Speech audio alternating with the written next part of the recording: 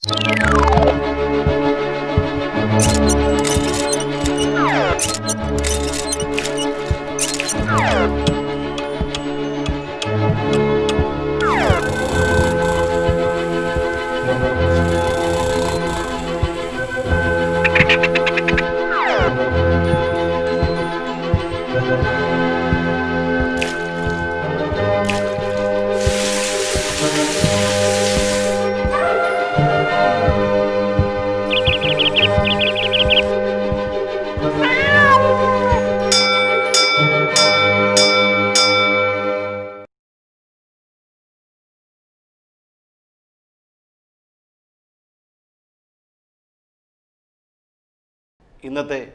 History ക്ലാസ്സിലേക്ക് എല്ലാവർക്കും സ്വാഗതം.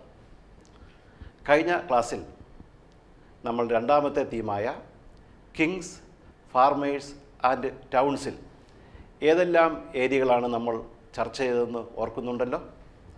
ഏതൊക്കെ ഏരിയകളാണ് നമ്മൾ ചർച്ച ചെയ്തത്? അതെ, importance of 6th century BCE. രണ്ടാമത്തെ ഏരിയ ഏതാണ്? James Prinsep deciphered Kharosthi and Brahmi script. Correct. Then 16 Mahajanapadas. Magadha emerged as a powerful state. Powerful rulers of Magadha. The reason behind the emergence of Magadha as a powerful state. Correct. These are the areas we have discussed in the last class. കഴിഞ്ഞ ക്ലാസ്സിൽ നിങ്ങൾക്ക് ഞാൻ 2 അസൈൻമെൻറ്റുകൾ ഏൽപ്പിച്ചിരുന്നു. ഒന്ന് മാപ്പ് വർക്കും മറ്റൊന്ന് റൈറ്റപ്പുമാണ്.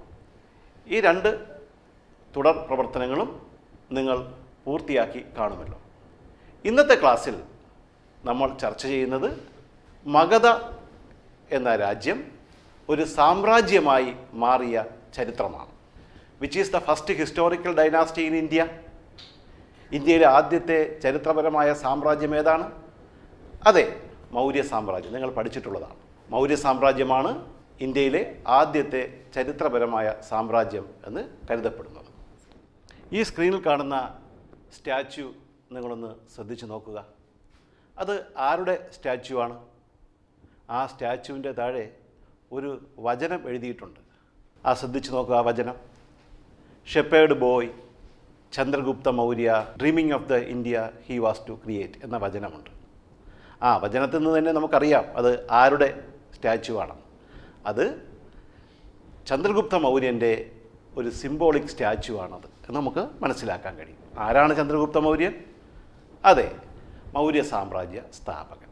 ഈ statue എവിടെയാണ് സ്ഥാപിച്ചിരിക്കുന്നത് നിങ്ങൾക്ക് അറിയാമോ? കറക്റ്റ്, ഇന്ത്യൻ പാർലമെൻറ്റിൻ്റെ മുന്നിലാണ്. അപ്പോൾ മൗര്യ സാമ്രാജ്യ സ്ഥാപകനായ ചന്ദ്രഗുപ്ത മൗര്യൻ്റെ ഒരു സിംബോളിക് സ്റ്റാച്യു ഇന്ത്യയുടെ പാർലമെൻറ്റിൻ്റെ മുന്നിൽ വെക്കണമെങ്കിൽ ചന്ദ്രഗുപ്ത മൗര്യനും അദ്ദേഹം സ്ഥാപിച്ച മൗര്യ സാമ്രാജ്യത്തിനും നമ്മുടെ രാഷ്ട്രം നൽകുന്ന പ്രാധാന്യമായിരിക്കുമല്ലോ. അപ്പോൾ ചന്ദ്രഗുപ്ത മൗര്യൻ്റെയും മൗര്യ സാമ്രാജ്യത്തിൻ്റെയും പ്രാധാന്യവും അതിൻ്റെ ചരിത്രവും നമുക്ക് ചർച്ചകളിലൂടെ മനസ്സിലാക്കാം. ചന്ദ്രഗുപ്ത മൗര്യൻ BCE 321 നന്ദവംശത്തിലെ രാജാവായ ധനനന്ദനെ പരാജയപ്പെടുത്തി മൗര്യ സാമ്രാജ്യം സ്ഥാപിച്ചു. ചന്ദ്രഗുപ്ത മൗര്യൻ അധികാരത്തിൽ വന്നതിന് ശേഷം അദ്ദേഹം സാമ്രാജ്യ വിപുലീകരണം ആരംഭിച്ചു. അതിൻ്റെ ഭാഗമായി അഫ്ഗാനിസ്ഥാൻ, ബലൂചിസ്ഥാൻ എന്നീ പ്രദേശങ്ങൾ അദ്ദേഹം പിടിച്ചടക്കി. അങ്ങനെ സാമ്രാജ്യം കുറച്ചുകൂടി വിപുലമാക്കി. ചന്ദ്രഗുപ്ത മൗര്യനെ തുടർന്ന് അദ്ദേഹത്തിൻ്റെ മകനായ ബിന്ദുസാരൻ അധികാരത്തിൽ വന്നു. ബിന്ദുസാരനെ തുടർന്ന് അദ്ദേഹത്തിൻ്റെ മകനും മൗര്യ സാമ്രാജ്യത്തിലെ ഏറ്റവും മഹാനായ ഭരണാധികാരിയുമായ അശോകൻ അധികാരത്തിൽ വന്നു. Bindusara was succeeded by his son Ashoka, who was the greatest ruler of the Mauryan empire. ഒന്നുകൂടി ഞാൻ പറഞ്ഞ പോയിന്റ് ഒന്നും കൂടി ശ്രദ്ധിക്കുക. Chandragupta Maurya established Mauryan empire in 321 BCE, defeating Dhanananda, the Nanda ruler of Magadha. Chandragupta Maurya extended his empire in Afghanistan and Balochistan and extended an extensive empire. The capital of Mauryan Empire was Padaliputra. Chandragupta Maurya succeeded by his son Bindusara. He was succeeded by his son Ashoka, who was the greatest ruler of Mauryan empire. സ്ക്രീനിലേക്ക് ശ്രദ്ധിക്കുക.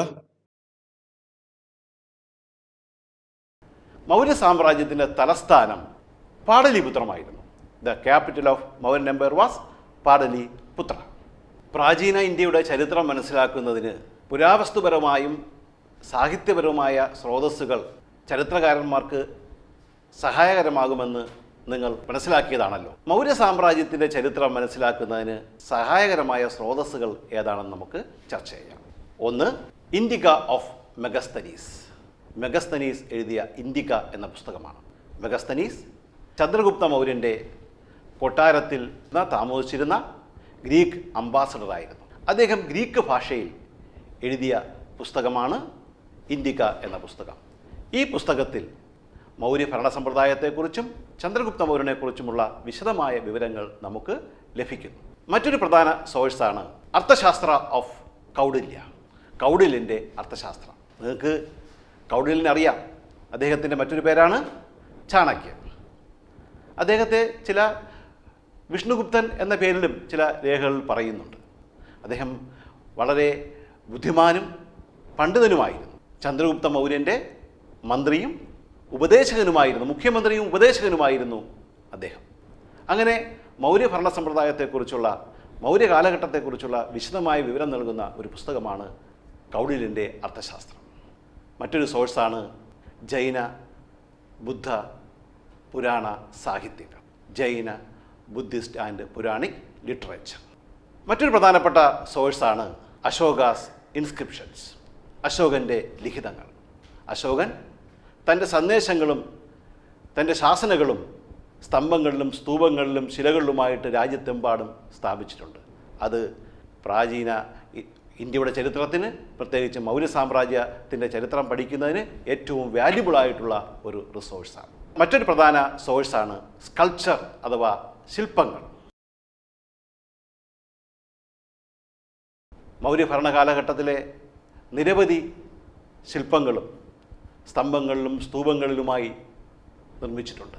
അത് മൗര്യ സാമ്രാജ്യത്തിൻ്റെ ചരിത്രം മനസ്സിലാക്കുന്നതിനുള്ള മറ്റൊരു പ്രധാനപ്പെട്ട സോഴ്സാണ്. ഇതുകൂടാതെ വിശാഖദത്തൻ്റെ ബുദ്ധിരാരാക്ഷസം എന്ന പുസ്തകത്തെക്കുറിച്ചും സോഴ്സായി പരിഗണിക്കപ്പെടുന്നുണ്ടെന്ന് നിങ്ങൾ അറിഞ്ഞിരിക്കുക. Sources to reconstruct the history of the Mauryas: Indica of Megasthenes, Arthashastra of Kautilya, Jaina, Buddhist and Puranic literature, inscription of Ashoka, sculpture. അപ്പോൾ ഇപ്രകാരം മൗര്യ ഭരണകാലഘട്ടത്തെക്കുറിച്ച് പഠിക്കുന്നതിന് നമുക്ക് നിരവധി സോഴ്സുകൾ ലഭ്യമാണ്. കഴിഞ്ഞ ചാപ്റ്ററിൽ നിങ്ങൾ പഠിച്ച ഹാരപ്പൻ സംസ്കാരത്തിലാണെങ്കിൽ നമ്മൾ പ്രധാനമായും നമ്മൾ ഡിപ്പെൻഡ് ചെയ്യുന്ന ആർക്കിയോളജിക്കൽ സോഴ്സിനെയാണെന്ന് പഠിച്ചു. എന്നാൽ മൗര്യ സാമ്രാജ്യത്തിൻ്റെ ചരിത്രം എത്തുമ്പോൾ ആർക്കിയോളജിക്കലായ സോഴ്സുകളും സാഹിത്യപരമായ സോഴ്സുകൾ അഥവാ ലിറ്റററി സോഴ്സുകളും ഒരുപോലെ ലഭ്യമാണ്. അതുകൊണ്ട് മൗര്യ സാമ്രാജ്യത്തിൻ്റെ ചരിത്രം നമുക്ക് പുനർനിർമ്മിക്കുന്നതിന്, ചരിത്രകാരന്മാർക്ക് പുനഃസൃഷ്ടിക്കുന്നതിന് വളരെ സഹായകരമാകുന്നു. എവിഡൻസിൻ്റെ അടിസ്ഥാനത്തിൽ ഒബ്ജക്റ്റീവായിട്ട് നമുക്ക് മൗര്യഭരണത്തിൻ്റെ ചരിത്രം നമുക്ക് പുനർനിർമ്മിക്കുവാൻ ഏറെക്കുറെ സാധിച്ചിട്ടുണ്ട് എന്നതാണ് വസ്തുത.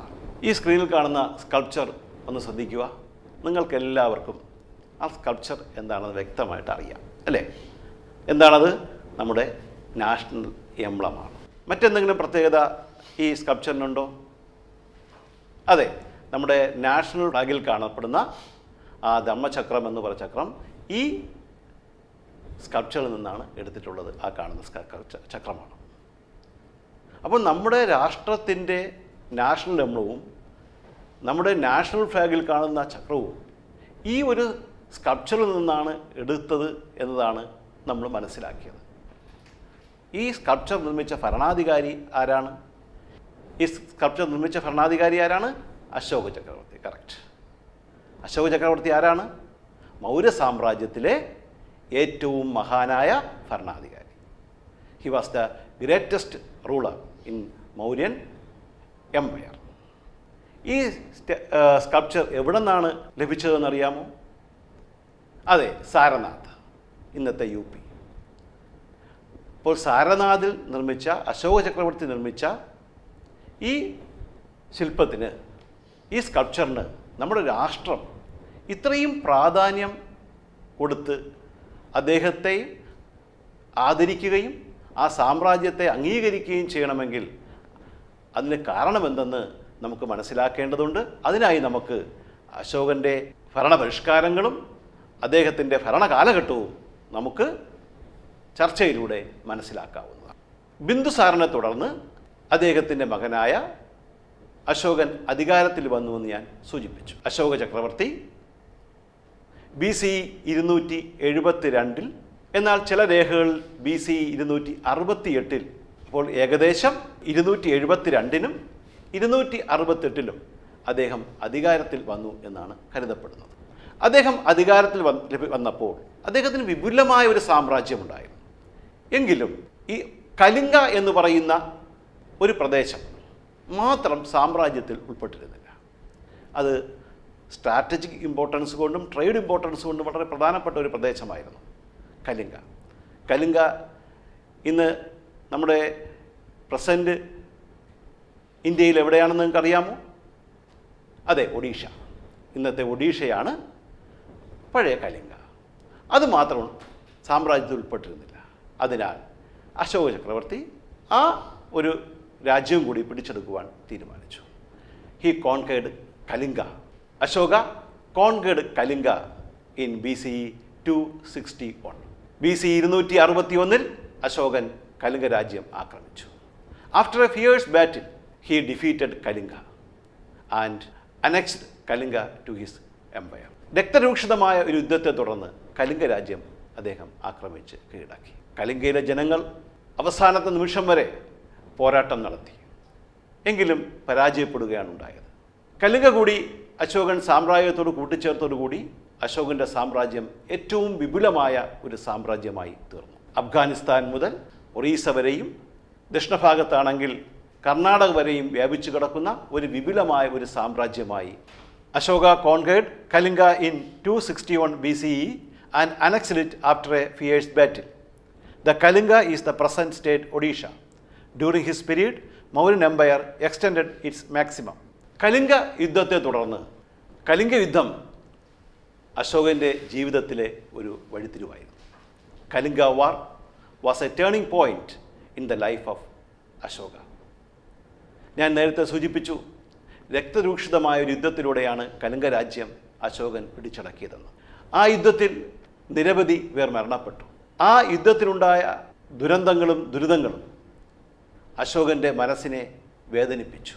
അതിൻ്റെ ദുരിതം അദ്ദേഹം നേരിട്ട് മനസ്സിലാക്കി. അത് അദ്ദേഹത്തിൻ്റെ ജീവിതത്തിലെ ഒരു വഴിത്തിരിവായി മാറി. അദ്ദേഹം എന്നേക്കുമായി യുദ്ധം ഉപേക്ഷിച്ചു. He renounced the war or Balighosha. തുടർന്ന് അദ്ദേഹം സമാധാനത്തിൻ്റെ മാർഗം സ്വീകരിച്ചു, measure of peace or Dharmaghosha. തുടർന്ന് അദ്ദേഹം ബുദ്ധൻ്റെ ധർമ്മനയം സ്വീകരിക്കുകയും ചെയ്തു. സംസ്കൃതത്തിലെ ധർമ്മം എന്ന വാക്കാണ് പ്രാകൃത ഭാഷയിൽ ധമ്മ എന്ന് അറിയപ്പെടുന്നത്. Kalinga war was a turning point in the life of Ashoka. Ashoka adopted the policy of dhamma. The word dhamma is the Prakrit form of Sanskrit word dharma. അശോകൻ്റെ ധമ്മനയങ്ങൾ ശ്രദ്ധിക്കുക. The dhamma policy of Ashoka. Respect elders. മുതിർന്നവരെയും ഗുരുക്കന്മാരെയും ബഹുമാനിക്കുക. 2, generosity towards Brahmins and ascetics. ബ്രാഹ്മണന്മാരോടും സന്യാസിമാരോടുമൊക്കെ ഉദാരമായി പെരുമാറുക. Treating servants and slaves kindly. അടിമകളോടും പരിചാരകരോടും ദയാപൂർവം പെരുമാറുക. Respect for religion and other tradition. മറ്റ് മതങ്ങളോടും പാരമ്പര്യങ്ങളോടും ബഹുമാനിക്കുക. 5, നോൺ വയലൻസ് ഓർ അഹിംസ. ഇതൊക്കെയാണ് അശോകൻ്റെ ധമ്മ പോളിസിയായി കരുതപ്പെടുന്നത്. Dhamma policy: respect elders, generosity towards Brahmanas and ascetics, treating slaves and servants kindly, respect for religion and tradition of others, non violence or ahimsa. അശോകൻ ഈ ധമ്മതത്വങ്ങൾ പ്രചരിപ്പിക്കുന്നതിന് വേണ്ടി ധർമ്മമഹാമാഥ എന്ന ഉദ്യോഗസ്ഥന്മാരെ നിയമിച്ചു. Ashoka appointed special officers known as Dharmamahamatra to spread the message of dhamma. നിങ്ങൾ പഠിച്ചിട്ടുള്ളതാണ്. അദ്ദേഹം തൻ്റെ മകനായ മഹേന്ദ്രനെയും മകളായ സംഘമിത്രയെയും ധർമ്മ പ്രചരണാർത്ഥം സിലോണിൽ, ഇന്നത്തെ ശ്രീലങ്കയിൽ അയച്ച കാര്യം. അദ്ദേഹം ഈ ധമ്മനയം അദ്ദേഹം സ്വീകരിക്കുവാൻ ഒരു കാരണമായി പറയപ്പെടുന്നത് രാജ്യത്തിൻ്റെ ഐക്യത്തിന് വേണ്ടി അദ്ദേഹം ധമ്മനയം സ്വീകരിച്ചു. ഇതിൻ്റെ ഒരു ലക്ഷ്യമായിരുന്നു. കൂടാതെ ജനങ്ങളുടെ ഇടയിൽ സമാധാനവും സൗഹൃദവും സഹിഷ്ണുതയും വളർത്തുന്നതിന് വേണ്ടി അദ്ദേഹം ധമ്മനയം സ്വീകരിച്ചു. ധമ്മനയം ജനങ്ങൾക്ക് ഇഹലോകത്തും പരലോകത്തും ക്ഷേമം ഉറപ്പാക്കുമെന്ന് അദ്ദേഹം വിശ്വസിച്ചിരുന്നു. ധമ്മനയം വളരെ ലളിതമായിരുന്നു. അദ്ദേഹം ധമ്മ തത്വങ്ങൾ രാജ്യത്തുടനീളം പാതയോരങ്ങളിലും നഗരകേന്ദ്രങ്ങളിലുമൊക്കെ സ്ഥാപിച്ചു. ചരിത്രത്തിൽ തൻ്റെ സന്ദേശങ്ങൾ ശിലകളിലൂടെയും ശാസനങ്ങളിലൂടെയും പ്രചരിപ്പിച്ച ഒരു ചക്രവർത്തിയായിരുന്നു, ഒരു ഭരണാധികാരിയായിരുന്നു അശോക ചക്രവർത്തി. ഒന്നും കൂടി ശ്രദ്ധിക്കുക. അത് Ashoka appointed special officers known as dhamma mahamatta to spread the message of Dhamma. According to him, Dhamma would ensure the well-being of the people in this world and the next. Ashoka tried to hold his empire together by propagating Dhamma. Dhamma aimed at maintaining peace, harmony and tolerance among the people. Ashokan തൻ്റെ ധമ്മ തത്വങ്ങൾ ശിലകളിലും പില്ലറുകളിലുമായി കൊത്തിവെച്ചു.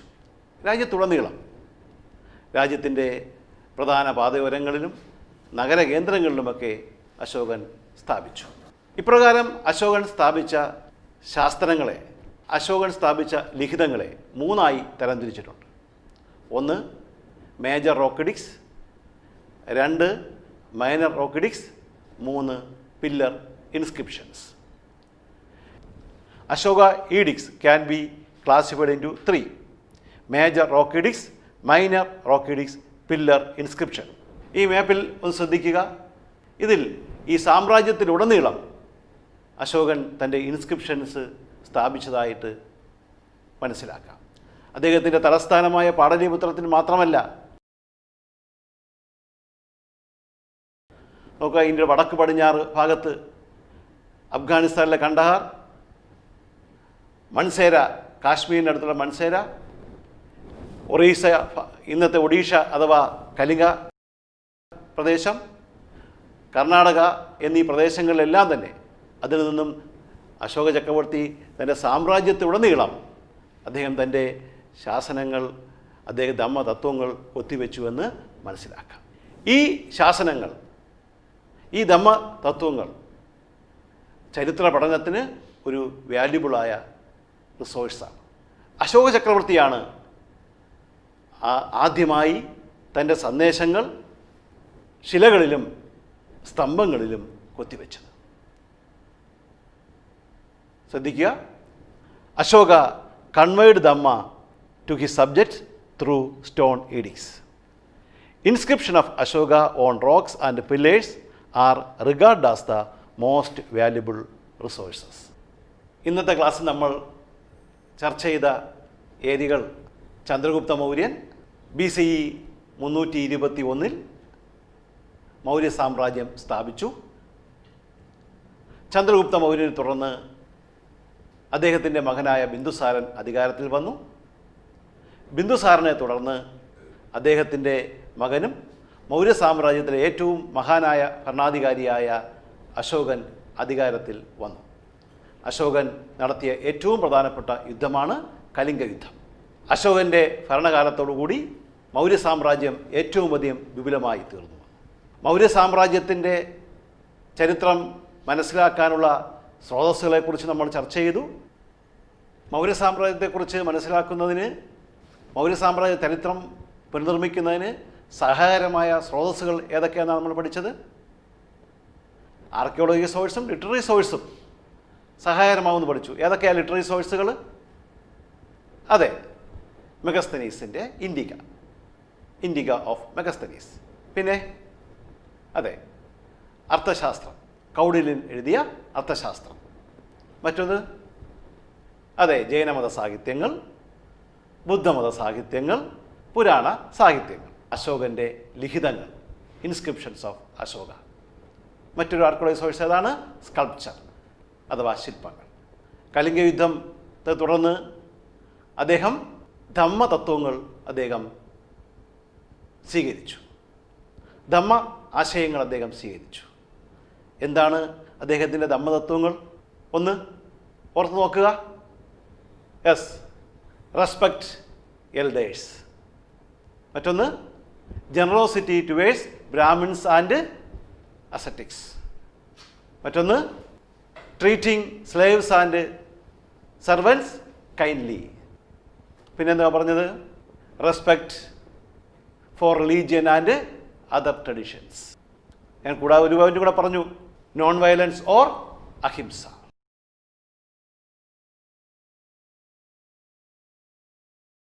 These are the dhamma policy. Ashokan ഈ ധമ്മതത്വങ്ങൾ പ്രചരിപ്പിക്കുന്നതിന് വേണ്ടി എന്തെല്ലാം മാർഗങ്ങളാണ് സ്വീകരിച്ചതെന്നാണ് സൂചിപ്പിച്ചത്. ധമ്മ മഹാമാതാസ് എന്ന ഉദ്യോഗസ്ഥന്മാരെ നിയമിച്ചു എന്ന് പറഞ്ഞു. പിന്നെ എന്താണ്? അശോകൻ്റെ ധമ്മതത്വങ്ങൾ രാജ്യത്തുടനീളം ശിലകളിലും സ്തംഭങ്ങളിലും സ്തൂപങ്ങളിലുമൊക്കെ കൊത്തിവെച്ചു. അദ്ദേഹത്തിന് സ്ഥാപിച്ച ഈ ലിഖിതങ്ങളെ എത്രയായി തരംതിരിച്ചിട്ടുണ്ടെന്നാണ് പറഞ്ഞത്? അതെ, 3. ഏതൊക്കെയാണത്? ഒന്ന് മേജർ റോക്ക്-എഡിക്ട്സ്, മറ്റൊന്നേതാണ്? മൈനർ റോക്ക്-എഡിക്ട്സ്, പിന്നെ ഏതാണ്? Pillar inscription. എന്തിനാണ് അദ്ദേഹം ഈ ധമ്മതത്വങ്ങൾ സ്വീകരിക്കാനുള്ള അടിസ്ഥാന ലക്ഷ്യങ്ങൾ എന്തൊക്കെയാണ് പറഞ്ഞത്? ജനങ്ങളുടെ ഇടയിൽ സൗഹാർദ്ദം ഉണ്ടാക്കുന്നതിന്, സമാധാനം ഉണ്ടാക്കുന്നതിന് വേണ്ടി, സഹിഷ്ണുതയ്ക്ക് വേണ്ടി, അതുപോലെ തന്നെ രാജ്യത്തിൻ്റെ യൂണിറ്റിക്ക് വേണ്ടിയാണെന്നും. ഈ ധമ്മതത്വങ്ങൾ വളരെ ലളിതമാണെന്നും ഞാൻ സൂചിപ്പിച്ചു. അത് മനുഷ്യർക്ക് ഇഹലോകത്തും പരലോകത്തും ജനങ്ങൾക്ക് ക്ഷേമം ഉറപ്പാക്കുമെന്ന് അദ്ദേഹം വിശ്വസിച്ചു. ഈ ധമ്മ എന്ന തത്വം ഏത് ഭാഷയിൽ നിന്നെടുത്തതാണ്? ധമ്മ പ്രാകൃത ഭാഷ. അതിൻ്റെ സംസ്കൃത ഭാഷയിൽ അതിന് പറയുന്ന പേരെന്താണ്? ധർമ്മം.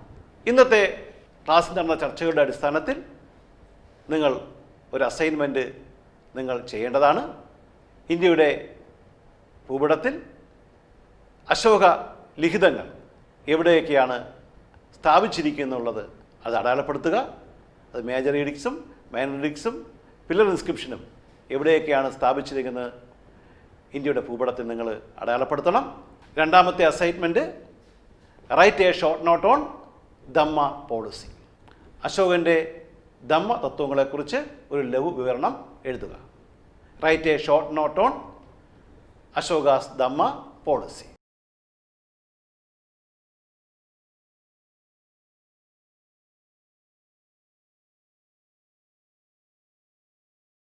നമ്മൾ ഇന്ന് ചർച്ച ചെയ്ത ഏരിയയെക്കുറിച്ചുള്ള ഫർദർ റീഡിങ്സിനായിട്ട് നിങ്ങൾക്ക് റെഫർ ചെയ്യാൻ കഴിയുന്ന പുസ്തകമാണ് Ashoka and decline of the Mauryas, Romila Thapar.